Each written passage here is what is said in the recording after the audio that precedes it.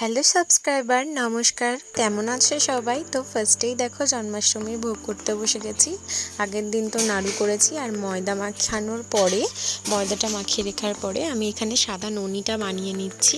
এটা একটা পিতলের জায়গায় বানালে ভালো হতো, কিন্তু নিতেও হচ্ছে। যাই হোক, এখন ননিটা হয়ে গেছে। আর এখানে আমি দেখো ভাজা বানানোর চেষ্টা করছিলাম। ফার্স্টে তো নিজের মতো বানাচ্ছিলাম, এইভাবে ফোল্ড করে। শেষ অবধি কিন্তু আমি একটু ইউটিউব দেখেই বানিয়েছিলাম, একদম ছোট ছোট।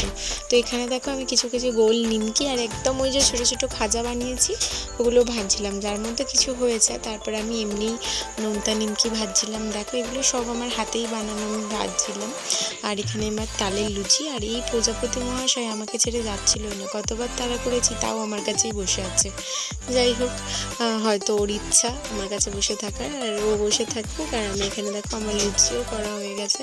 এখানে আমি সমস্ত ভোগই আমি নিজের হাতে করছি, একলা জোগাড় দিয়ে রান্নাটা করা খুবই মুশকিল, কিন্তু করেছি।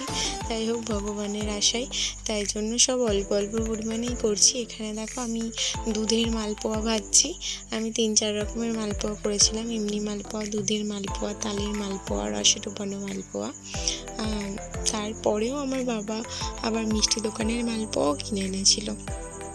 যাই হোক, এইভাবে আমি মালপোয়াগুলো করে নিচ্ছি। দেখো সুন্দর দেখতেও হচ্ছিল। আর আমি ইউটিউব দেখেছি আর আমার কাকিমাদের কাছ থেকে জেনে জেনে করছিলাম। আগের বছর জন্মাষ্টমীতে করেছিলাম, আর এই বছর করছি। যাই হোক, এটা আমার ফার্স্ট টাইম তো না, সেকেন্ড টাইম। তাও আমি অতটা পটু হয়ে উঠিনি, মানে নিজে খাওয়ার জন্য তো আমি কোনোদিন বানাইনি, গোপালের জন্য বানাচ্ছি এখানে। আর পাশে আমি দেখো দুধটাও জালে বসিয়ে দিয়েছি। দুধটা একটু ঘন হয়ে গেলে তো তারপরে আমি সিমাইয়ারে বানাবো। অনেক কিছু বানিয়েছি একসাথে, যেগুলোর ভিডিও তো করে উঠতে পারিনি। এখানে দেখো আমি এবার তালের মালপোয়া বানাচ্ছি সুন্দর করে।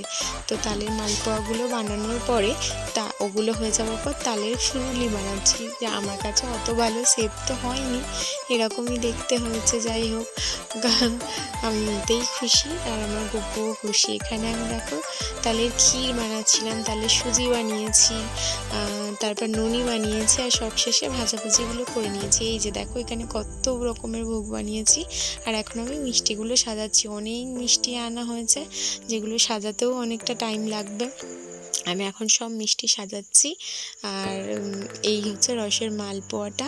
প্রথমে ভাবছিলাম প্লেটে দেবো, তারপর ভাবছিলাম না, রসে ডোবো না তো, প্লেটে দেবো না, থাক এমনি থাক। আর জানো, এই জন্মাষ্টমীতে এত কিছু করে আমার একটুও কষ্ট হয়নি। জয় গোপাল, টাটা।